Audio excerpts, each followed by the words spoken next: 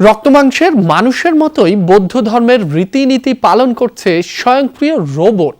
এমন অদ্ভুত কাণ্ড দেখা গেছে সাউথ কোরিয়ায়। প্রতি বছর গৌতম বুদ্ধের জন্মদিনের আগে পদ্ম ফুলের আকৃতির লণ্ঠন নিয়ে শোভাযাত্রা করে দেশটির বাসিন্দারা। নেতৃত্ব দেন একদল বৌদ্ধ ভিক্ষু। এবছর এই দায়িত্ব পালন করতে দেখা যায় বেশ কিছু মানবাকৃতির রোবটকে বৌদ্ধ ভিক্ষুদের মতোই হাত জোড় করে অভিবাদনও জানায় তারা। অরেঞ্জ সহ বিভিন্ন ফ্লেভারে প্রাণ ললিপপ, জুসি জুসি ওয়ার্ল্ড। রক্তাম্বর পরে দক্ষিণ কোরিয়ার রাস্তায় হাঁটছে মানবাকৃতির রোবট। বৌদ্ধ ভিক্ষুদের মতোই দৃঢ় পায়ে শোভাযাত্রার নেতৃত্ব দিচ্ছে সেগুলো। প্রতি বছর গৌতম বুদ্ধের জন্মদিনের আগে ঐতিহ্যবাহী লোটাস ল্যান্টার্ন উৎসব পালন করে সাউথ কোরিয়ার বাসিন্দারা। পদ্ম ফুলের আদলে তৈরি রঙিন কাগজের লণ্ঠন হাতে শোভাযাত্রায় অংশ নেয় হাজারো মানুষ।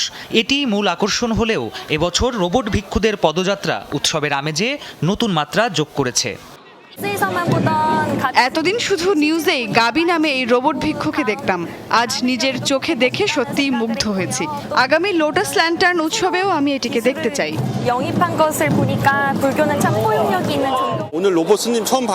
চমকপ্রদ ব্যাপার। আমার ছেলে এমন উদ্যোগ খুব পছন্দ করেছে। আমি চাই ধর্মীয় আচার অনুষ্ঠানে রোবটদের এমন অংশগ্রহণকে আরো বেশি মানুষ সমর্থন দেয়।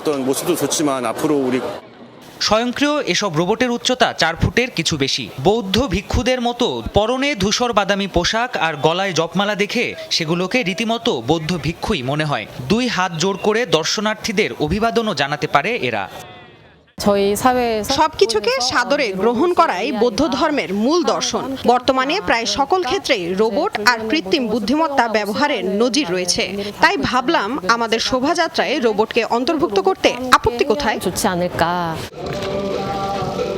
চলতি মাসের শুরুতে বুদ্ধ পূর্ণিমার দিন মানব সদৃশ এসব রোবট ভিক্ষুর আত্মপ্রকাশ ঘটে দক্ষিণ কোরিয়ায়। মাথা নত করে প্রণাম করে অহিংসার ধর্মে নিজেদের সমর্পণ করে রোবটগুলো।